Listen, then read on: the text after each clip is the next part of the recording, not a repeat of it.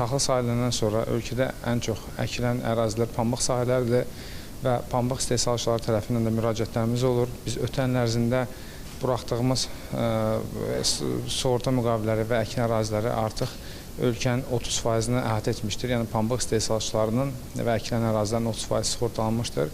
Və bu da öz növbəsində zərər ödənişlərinin artımına səbəb olur.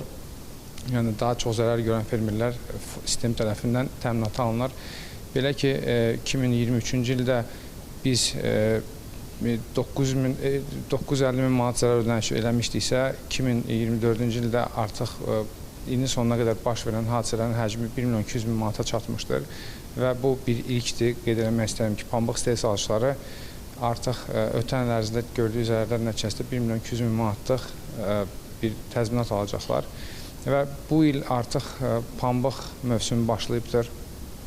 Pambıq istehsalçıları sahələrini sığortalayırlar.